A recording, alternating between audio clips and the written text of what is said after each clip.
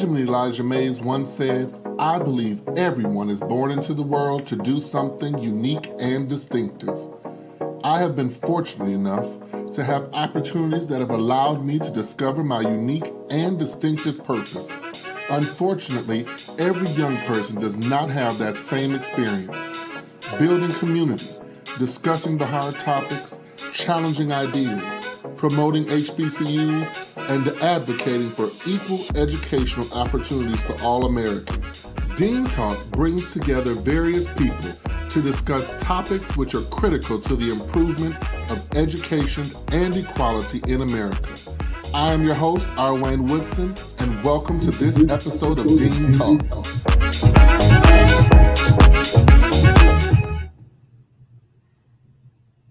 Good morning, everyone. I am so excited for many reasons.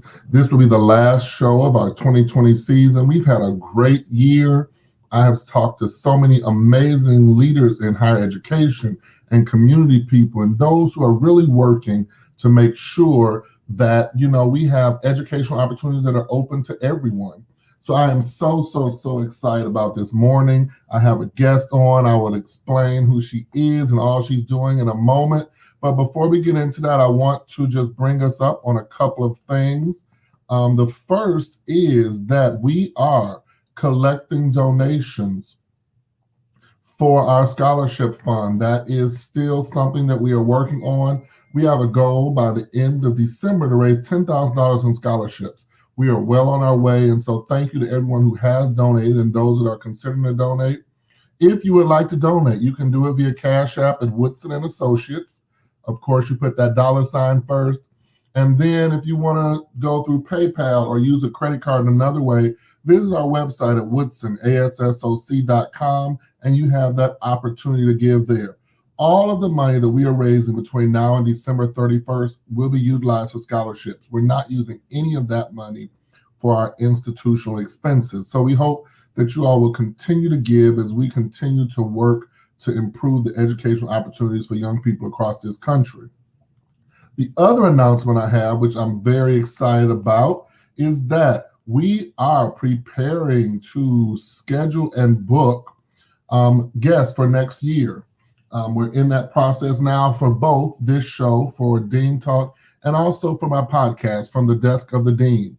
Many of you followed that. I'm very excited that this year the podcast was listed on the ACPA list of podcasts to listen to. So I'm very excited about the work me and my team are doing in that area. We are also in the process of scheduling new sponsors for next season.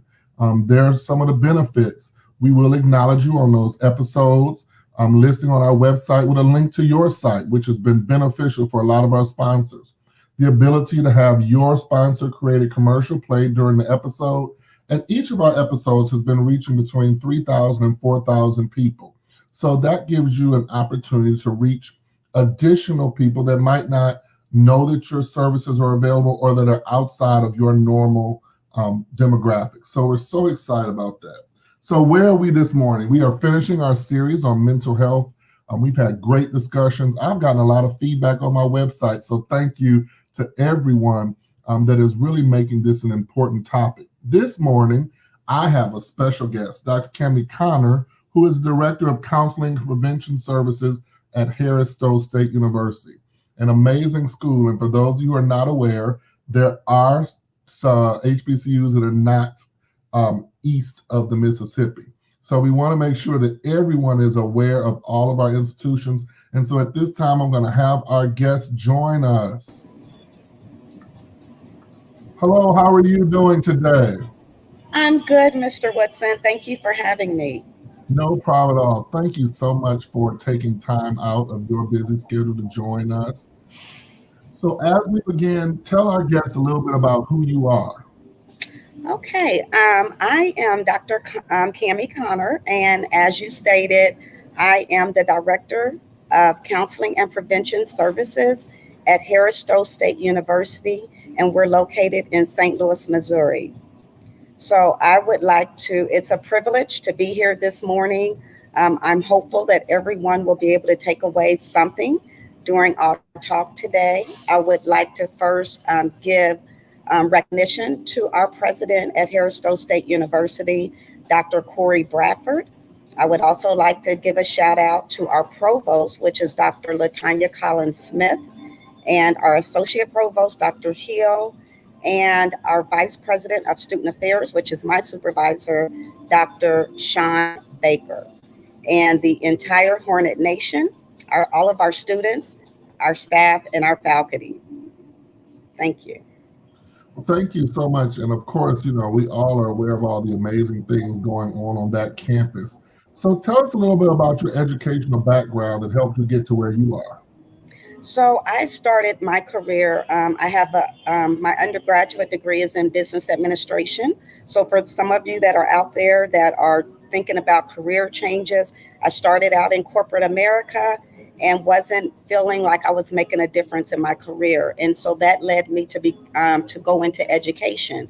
And so at that time, I even had to go back to school and get some credits towards a post-bac in education. So went through that, taught at Ruskin High School, which is in Kansas City, Missouri, taught there for 8 years.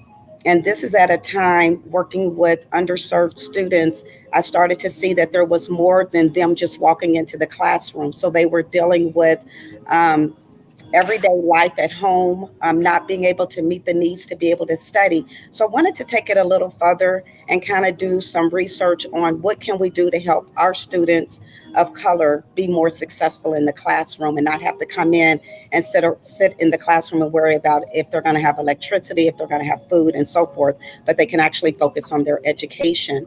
And so I knew that I had to study the mental part of it, and which led me to get my master's degree in family therapy. And so family therapy allows me to work with the individual.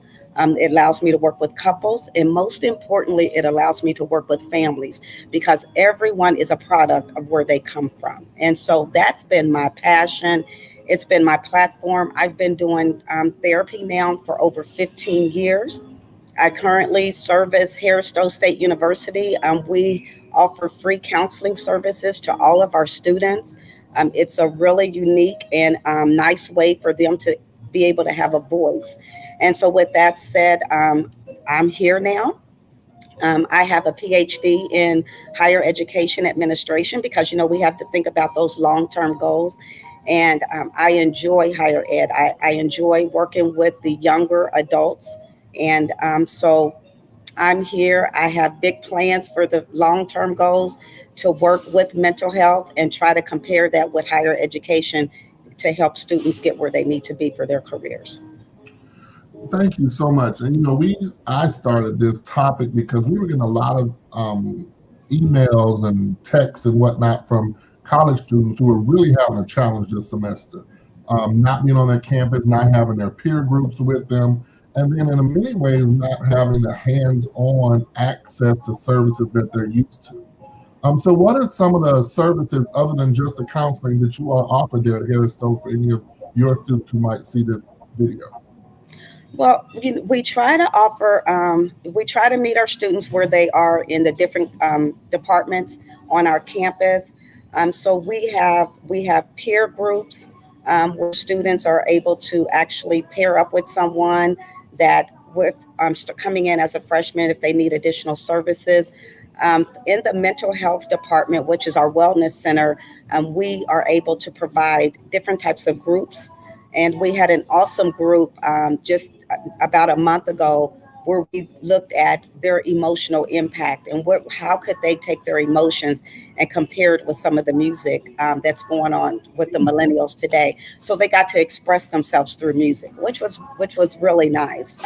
Something a little different now that everyone is pretty much in their rooms and not able to be out and socially connect. We also have our students on our campus are just awesome. We have about 60 plus programs, but our students also put together a lot of different programs for wherever they're at in their lives, whatever they're going through. They will come to the person that spearheads that organization, and they're always looking to just have a voice. And so as we come together as a university, they take pride in trying to be very transparent in how we can offer different platforms for all of our students to have a voice in some form or fashion. That's wonderful. I am always so impressed with all the services that are offered on our campus. I say all the time that when I was at Morehouse, I hate to say I didn't even know there was a counseling center I did. until my last year when my father passed, and Well, I was forced to go over there.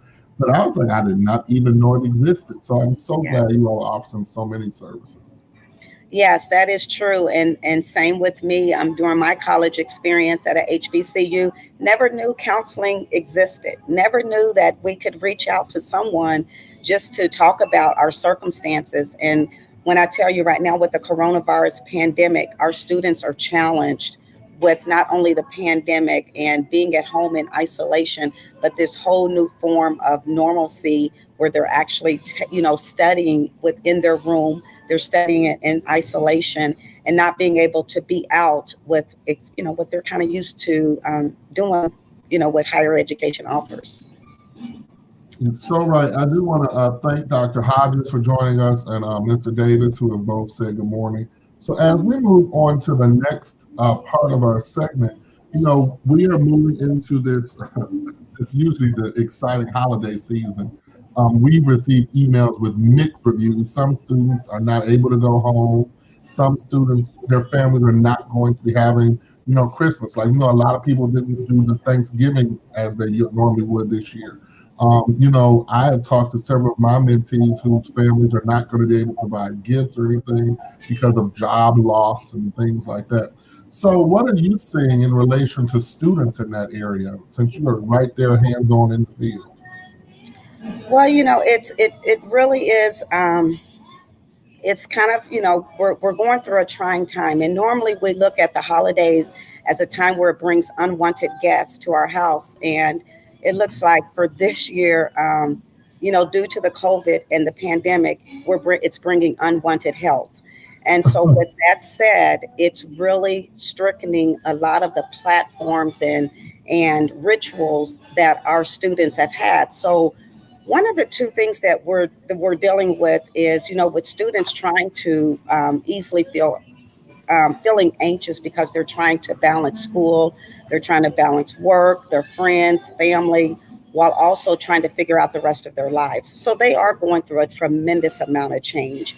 And so one of the two things that I have seen that's been most prevalent at our school is our students are dealing with a surmountable amount of anxiety and depression.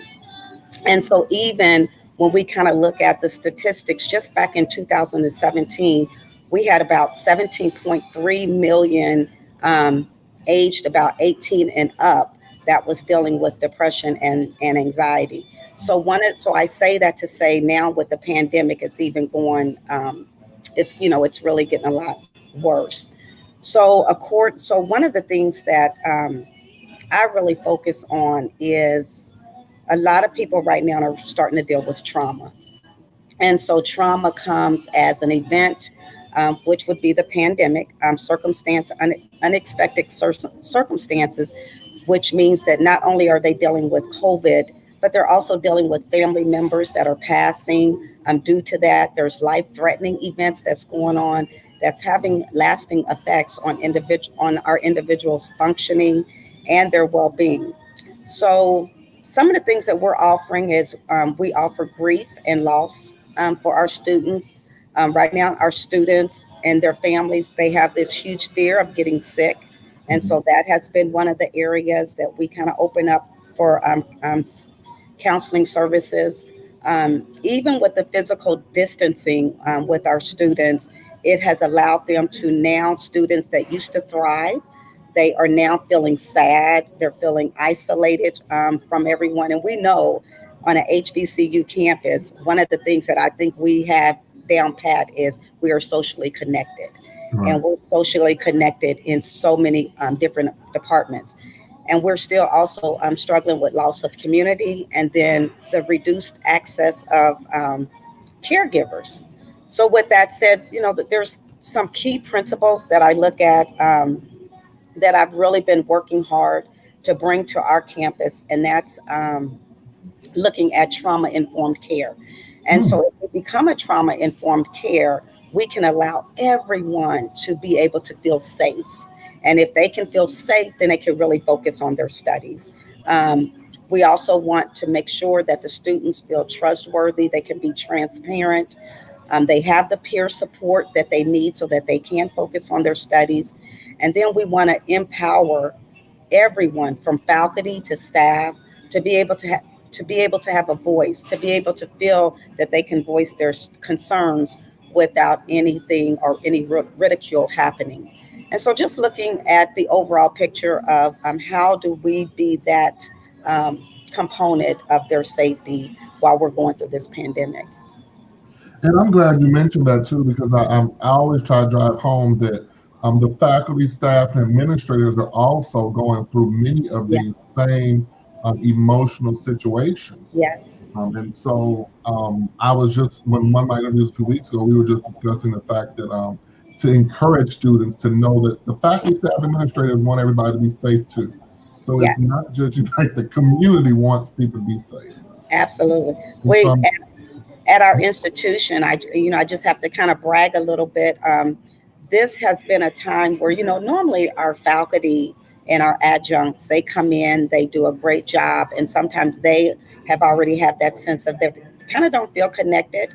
But now with the pandemic going on, just me alone as the counselor, I have received numerous emails from our faculty that have had a huge concern for our students. So we've had students that have lost family members. We have had students that will respond to their faculty, their professors, just to say, I don't know if I can continue with this. I'm overwhelmed. And our faculty are they're sending me emails, they're tagging their success team along with the emails, and we're all collaborating together to see and giving immediate focus on that student so that we can try to save them and meet them where they're at. And I'm so glad to hear that, that you all are working proactively Yes. to try to help the students. Because so often, even when I was at Payne, counseling and wellness reported to my office. And it's sometimes hard. You usually find out stuff on the back end after the impact has been, Hmm. for quote unquote, a bad negative impact. And so I'm so glad to hear that you all are doing so many proactive things. I think that just helps across the board in so many ways. Yes, it does. So I So know. for our students who are at home, and if they find themselves being sad or like an emotional shift during this holiday season, what are some suggestions that you have that they might use if they can't, for instance, what if it's Christmas Day and they can't reach out to their counselor or things like that? What are some suggestions you have? So as we go through this holiday season, there's so many things. I can't stress enough that I think everyone out there can attest to this, that we are really trying some new things that we haven't done before, which is a good thing. So one of the things as we maintain our mental health during the holidays is acknowledge your feelings. And so I know sometimes if you have a loved one that has passed away, it's normal to feel sadness. It's and sadness and grief, and it's okay to take time out to cry. So that's acknowledging whatever you're going through. Allow that to happen. Second, you can also reach out if you're feeling lonely. Seek out community organizations, religious churches, or even social events. Which a lot of the social events now are on Zoom, but still that access there just to have another voice to hear what you're going through, and sometimes allowing you to be able to release that. Another thing is be realistic. The holidays don't have to be the perfect it doesn't have to be perfect like last year. As families change and grow, transitions and rituals also change. So I would like for everyone to know, if families can't come together for Christmas and can't be around each other, you can share pictures. You can definitely get on Zoom. You can have a family reunion on Zoom where everyone shares what they're most grateful for, share their gifts. And we even have videos and we have emails. So I would say take advantage of those, stay resilient, and it'll get better.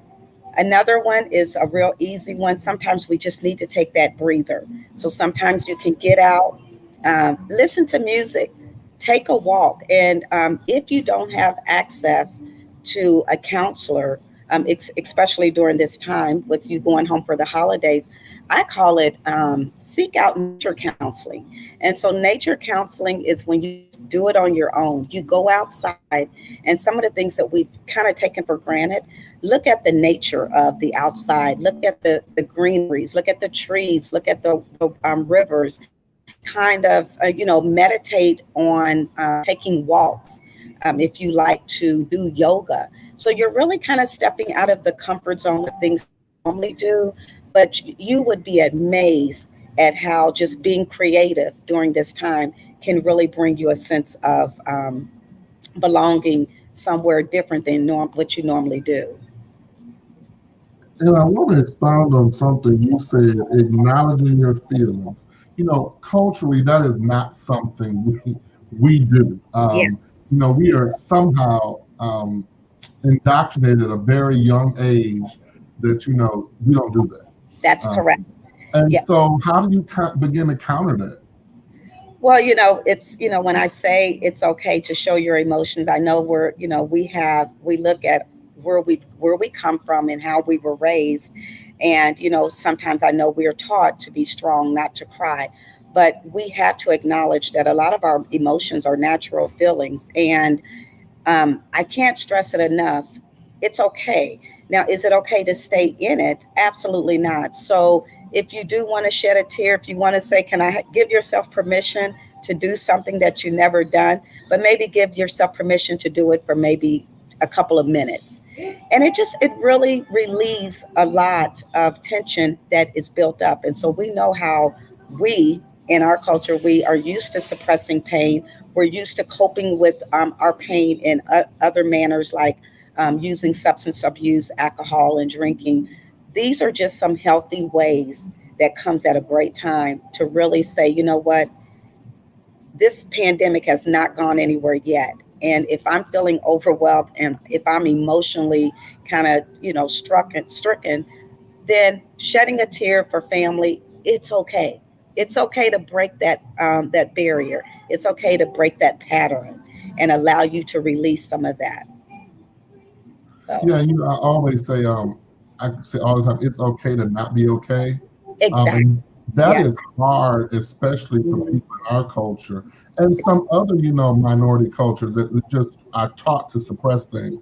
So I'm glad that you have brought that up because I think that's critical, and not just for our students, but just for everyone. Even I've talked to, ironically, some of my mentees' parents that are having these emotional feelings, but they don't want to break down because the kids are all at home. And so I think that it's very important what you said that it's okay to give yourself permission to Yes. be human. Absolutely. Yes. And I can't stress it enough. And one thing I can say is, even on our campus, counseling, seeking help is no longer, it's starting to really move away from being stigmatized as there's something wrong with you. But it's really starting to look like, I just need that extra little help. And it doesn't mean that there is a problem. Even myself as a counselor, I am required to seek counseling. It's a good thing. It's very healthy.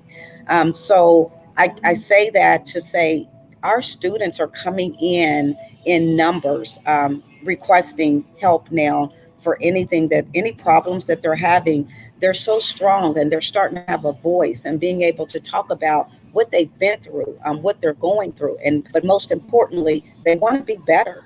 And so they're knocking down, they're sending us emails, they're scheduling appointments on our campus. I have just in 2019, we have about a little over 300 on our campus, and we had about 280 appointments that were scheduled in 2019.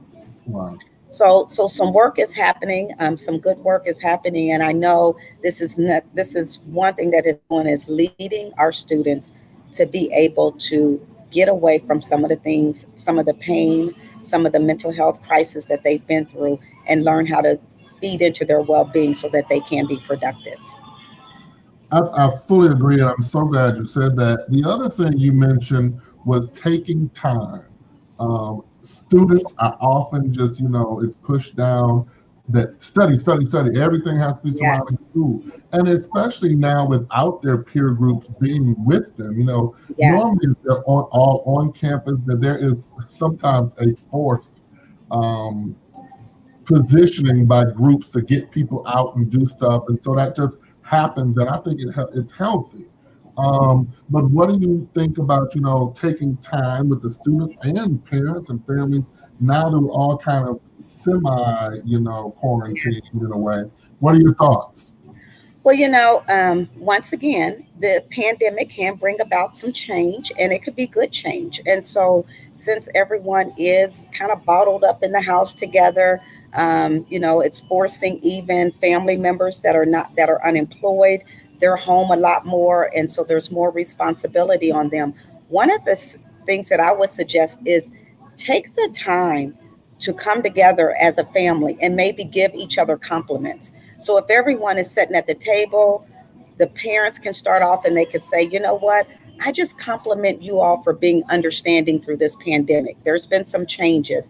And so I think when you focus on the positives and you're focusing on telling each family member what they're appreciative of, it kind of takes away the feeling overwhelmed, feeling stressed, feeling a little low. But you're now the family members are kind of like, oh, I didn't know my mother realized that I did this. And so it's giving recognition to everyone in the house and some good deeds that they're doing while everyone is going through this crisis. So take the time out to show each other, be compassionate, show one another that you appreciate them. And that could be something that can be done at the dinner table. And I just want to thank my brother, Dr. David Glover. He's a mental health professional as well for Okay. viewing us today. So I'm glad he's on here. So as we move to the next segment, oh, yes, Dr. Graham, who is at Kentucky State, Okay. has said there is so much to learn to appreciate of those in our own homes. I think that's a valid point. I was just saying the other day, the pandemic has forced my nuclear family to communicate. We are all very busy. We are always on our phones. We are always Yes. gone doing. And so I think that's a valid point. And as you mentioned, Dr. Connor, with some positives coming out of this, I see a lot more families doing stuff together, like having dinner together, Yes. family time together. And I know I haven't, I hate to say it, I don't think I've really done that since I was maybe 9 or 10. My siblings and I have all not been in the house together or in the same space for the last 15 years. And now we are reaching out, like you said, via Zoom and other methods because we just need to feel some kind of connection to, our support systems. Right. Exactly. So for those people who are on the other side, so who might be the faculty, staff, administrators, counselors, what are some thoughts you have on how they can work to maintain their mental health? We often focus on our students so much that we don't think about those who are leading the students, guiding the students. And now, even faculty members that I've talked to, or colleagues of mine, who are so stressed because this online learning is not in their norm, that they're just so overwhelmed and stressed by all this and the potential that with these numbers rising, we are not shifting anywhere soon. So, what are some thoughts you have or suggestions you have for the people who are leading and guiding our students? Well, unfortunately, yeah, absolutely. I think that they were kind of hit with just not seeing this COVID come. And so they were challenged to, some of our faculty across the world has been challenged to still be in the class working with students face to face. And so what has been created with our staff is a fear of being exposed to the virus. They have been fear of losing their salary, so they have to do what they have to do. Increased workloads because now they're tasked not to only go online, but they're working with something that a platform that they're probably unfamiliar with, and there hasn't been any training to be able to allow them to feel comfortable in teaching in that paradigm. And then not also to mention they have also increased family responsibility. So yes, a lot has played a huge part on our faculty as they try to continue to do what they're set out to do, and that's to teach our students, which has been a tremendous loss there as well. So I think some of the tips for our faculty is we need to look at ensuring that they have safety precautions in place. And, um, and once again, Harris Stowe State University has done an excellent job. We were, we were actually virtual the first semester, which was the fall of 2020. Around the end of September, our numbers have been, we have truly been blessed. Our numbers have been very well spoken for COVID, which allowed us the opportunity to do some hybrid courses. So if some of the students, teachers were able to go into the classroom part time as well as still do the virtual delivery. And with that said, I'm still allowing them to have a voice and concern on how well that area is going. So I think with that, we just need to make sure that we have safety precautions and measures. And we did that. So you walk in, our faculty has been protected with the shields. We have our social distancing marks in place for our faculty, our students, as well as our staff. We've really been coordinating our health area where students are able to reach out to our department on any concerns that they may have, as well as our faculty. And then we've just kind of been really strengthening our resources in every department due to whatever department in and what that entails.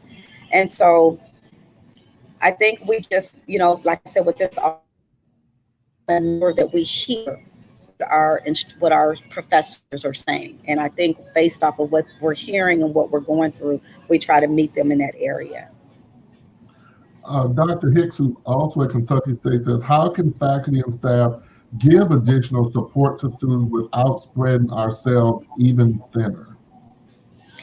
And and like I said, a prime example is, our faculty they're the first point of contact for our students. And I have received numerous emails from our faculty where students are expressing concerns, and so they're wanting to support the students. So they're sending emails per the student's request so that we can also keep confidentiality in place. But they're saying, hey, we have a student that's going through this. They're feeling overwhelmed. They might be having suicidal ideation. What do we need to do? What is our next steps for these students? And we're reaching out to them, and we're putting measures together in place. We're allowing the students to know, here is information for you. If you go home, you need to reach out to us. And then once we have that name in place, then we're kind of going back and reassuring that they're in a good place, that they're in a safe place.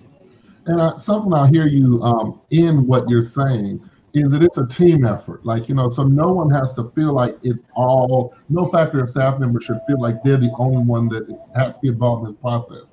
That you can put together a team. I think earlier you said even you all have like success teams. So I think that that's important as well. What are your thoughts? Absolutely. It's very important. And normally our students are going to cling to or move towards someone that they feel comfortable with and someone that they have a really good relationship with. And so I think that has already been established at our institution. And not to say that every student is in that place, but we are making sure that through attendance, if we see students that are not attending, we have our attendancy policy where we're reaching out to students. And so I think when all the different departments come together and we discuss as a whole through email, I think we're able to reach most of our students that might be struggling and that might need some support system. We also have support systems outside of Harris Stowe where we're able to help students in different capacities. And I think But that I'm sorry. Oh no, I was just saying. I think that is very important. That there is a support system, and Yeah, sometimes, even when I've worked at institutions specifically, we've had partnerships with outside agencies because we find that the students' needs are surpassing what we can offer, and that maybe there needs to be discussions with the faculty and staff at some institutions to look for those indicators that you've mentioned, so that they can notice if a student has shifted in some way.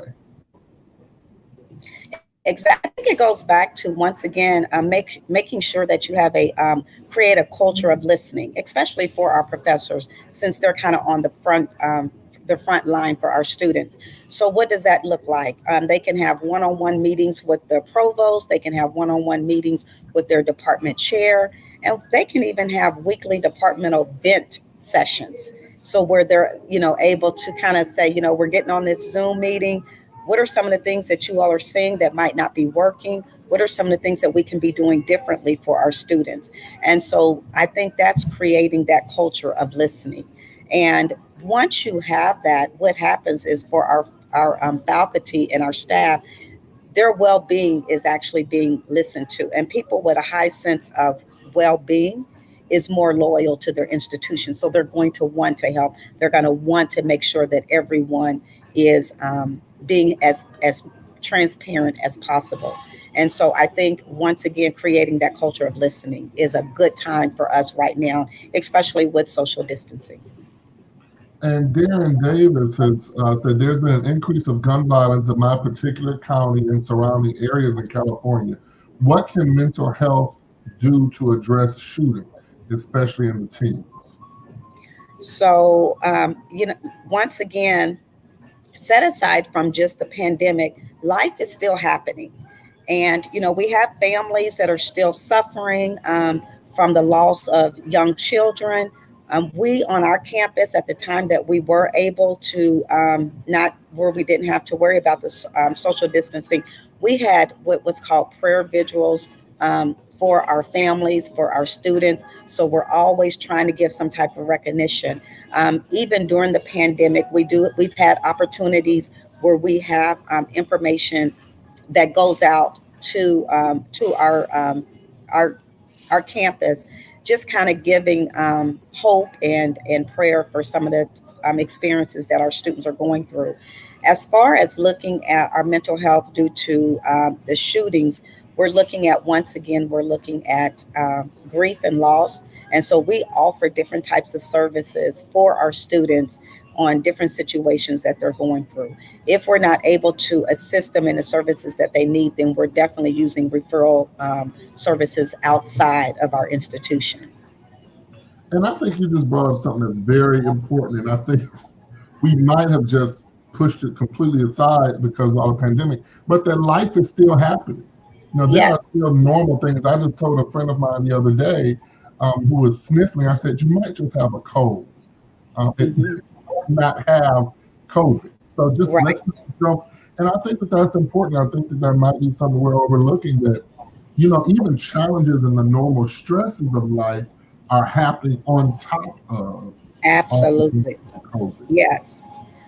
Yeah, so even in the midst of that, some of the mental health tips that we want to look at for our college students that are having a voice to say what they're going through, but to make sure that they are getting their rest, making sure they're getting good sleep, making sure that they're checking in with their with family members. Most importantly, being active. I always say this, and I know it's probably the same old song, but exercising leads to a happier mood. And so, if exercising is not something that some of our students, our faculty, our staff is not used to doing, once again, you gotta set that tone. You have to be creative to do something different to so that you can change that mood, so that you don't fall into that rut of being sad. Definitely, I kind of what I mentioned earlier. You want to avoid drugs and alcohol. We have to learn that to be happy, we don't need the drugs and we don't need the alcohol. We don't need it to meet new friends. With social media and everything's going on, we can actually just kind of have easy access to those platforms as well. And then, most importantly, through this is reward yourself. Recognize your value and your worth. Focus on reaching goals for you to set for yourself. So, doing something nice for yourself also brings pleasure, and it kind of takes away from this redundancy of, the media, the news talking about COVID. And I think that is very important that you just said reward yourself. I know even lately, like I've had to buy some things and I have just felt guilty Uh because of huh. all that we're needing in the house and just to stay healthy. even in this climate, just like buying something for myself, I had found myself feeling guilty. And I had a conversation with a friend of mine the other day who was feeling guilt on the other side. They are not in the place to provide the Christmas for their kids that they Hmm. normally are. And they bought a few gifts, but he was just saying that he and his wife were feeling so guilty because they've had Right. to tone things down. Like they've had, I think, 4 deaths now because of COVID. Oh, And so, I think that that's very important. That, it's okay to reward yourself, and it's not always abs- something big. absolutely. And I think that's, rewarding yourself is also not it's allowing you to be able to cope with some of the stressors, and so it gives you some time to feel good about it, gives you some personal insight on how you're coping with certain things. So I wouldn't say feel guilty. I would just say at this particular time, this is a choice that I've made in order for me to cope with some of the situations that are going on. And so let's take into perspective, we want to look at healthy coping styles versus unhealthy coping styles. And so some of the healthy coping styles that we want to look at is exercise. Start getting used to downtime for self-care. So what does that look like? You want to balance your work and have a little playtime. So that means going out getting games for the family. That's something that probably family has never had time to do because of everyone working, everyone in school, some of the kids not at home. But now with everyone together, it's a great time to bring games into family life. Make sure the time management is still in place, even though everyone is spending a lot of time at home. You can kind of get away from time management and start to feel overwhelmed because you have let some things go. And then, most importantly, talk about your problems. Use social support groups once again. Relaxation. There's so many apps out there for relaxation techniques, and so we can download so many apps for calming, being able to do mindfulness exercises. I know in the spring I did my first mindful exercise for our students. So that was something I was very creative on. It was during exam times. I felt like they needed that support, and so I actually put together a video for them to listen to while they studied, while they prepared for their final exams. And once again, we're 1 week away from, I think, our entire country getting ready for students are getting ready to take their final exams. And so this is comes at a time too where they need to start kind of self-soothing, starting to be in that preparation stage so that they can feel successful through ending out this their winter term or their fall term. And then finally, as we move into our last segment, what are some things that you would suggest for a lot of schools that are returning to campuses in the spring? They've announced that they're returning to campuses.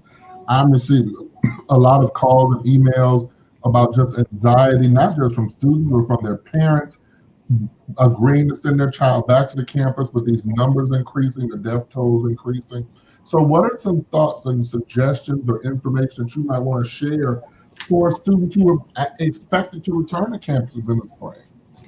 Yeah, that's a tough one. And I think once again it goes back to for those of you, for the students out there that are struggling, trying to figure out, even the parents, safety first, and just know that really truly believe the institutions are putting things in place. I would even recommend once we get through this pandemic that mental health is in everyone's book now, in the guidelines, in their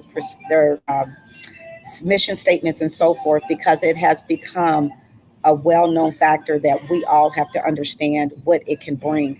So I would say we don't want to lose our learning, and losing our learning means that if we have to take it everything virtual for the safety of our students, I think that's what we're looking for. And so if the students can really hang in there, look at this as a time that it's taking you away from your normal. So this might be a new normal that's coming down the pipelines. And this is one area that you have to really start to adjust. You have to start to learn from. And then at the same time, you're responsible for you. And so I say that to say, make sure that you are doing everything that you need to do to stay safe for yourself, to stay safe for others. And we have been hearing those measures over and over again. And so I think if we all can stay on the same page of that, the only thing that's left to do is we just take one day at a time and we just keep safety measures in place for all of our students. And I've been so impressed this semester with so many, especially of our HBCUs, offering all these multiple learning platforms. So some Yes, are full virtual, they have hybrid. Some schools have students that don't have stable home environments where they've let just those specific students come and stay on the campus, even if their classes are still virtual.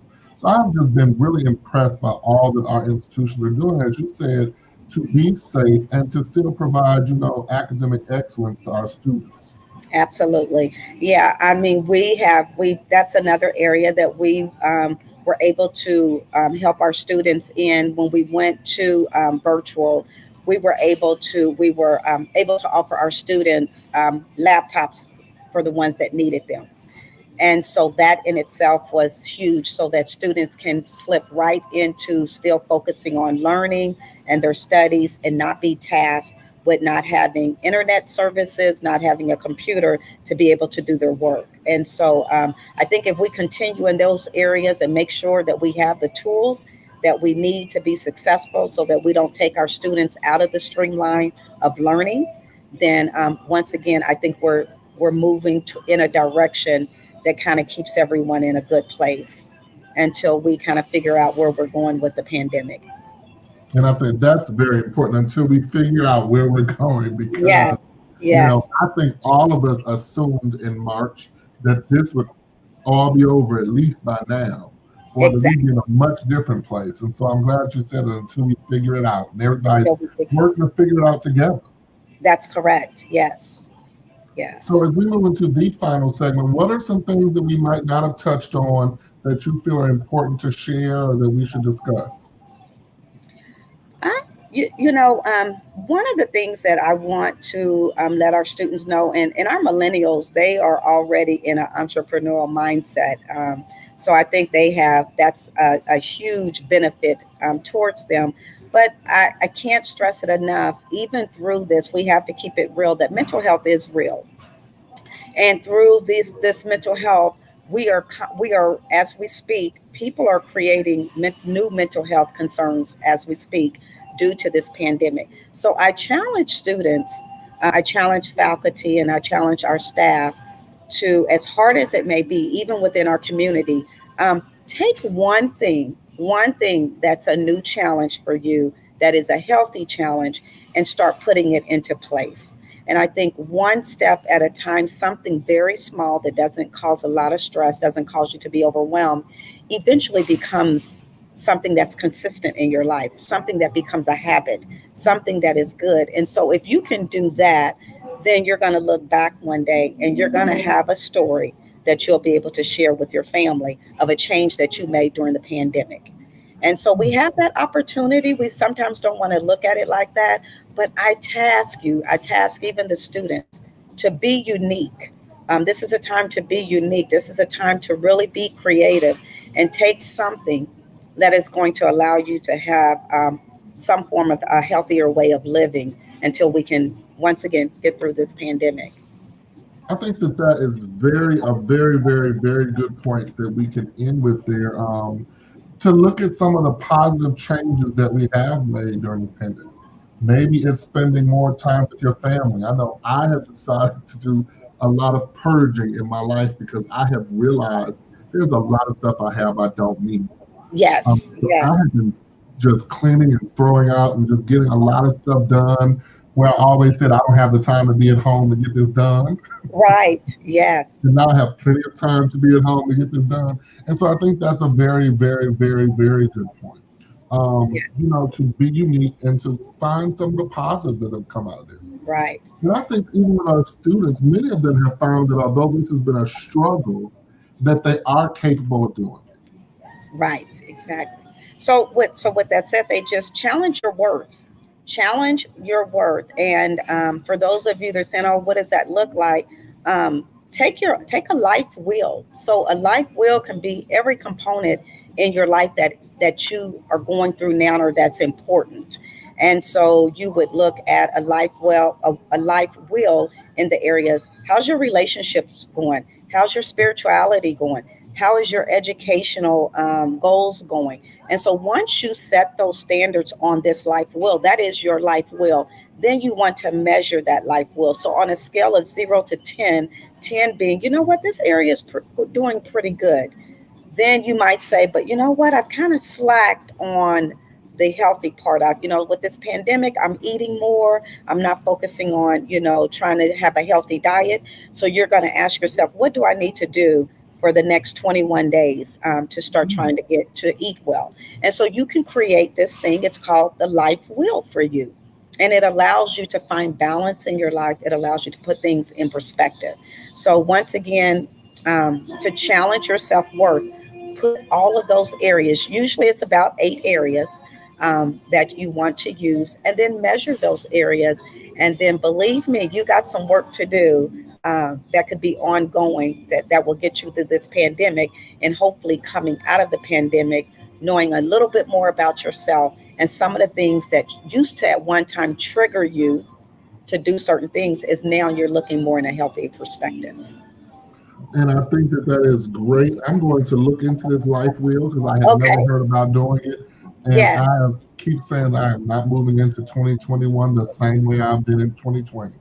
So I am certainly going to look into that and try to get my life wheel together. Yes, absolutely. And I'm doing the same thing. It's ongoing for me. So, Well, thank you so much, Dr. Connor, for your time today. I certainly appreciate it. We have a lot of feedback. We have a lot of people that are watching. I oh, have a whole page of notes that I've taken today. okay, good. And so I will be right back with you in one moment. Okay, thank you very much. Thank you. So I hope you all enjoyed today's show. I mean, it's been great. I have learned so much from Dr. Connor, and so much information that she shared with us today. I'm certainly going to look into the life wheel. And one thing that she really said that I think could be a mantra for so many of us is to create a culture of listening. I am going to put that, in my little toolbox, and certainly work on that. And just want to bring to your attention again a couple of things that we are feeling that is very important here right now. One, we are looking for guests and sponsors for next season. So if you're interested, visit my website, rwaynewoodson.com.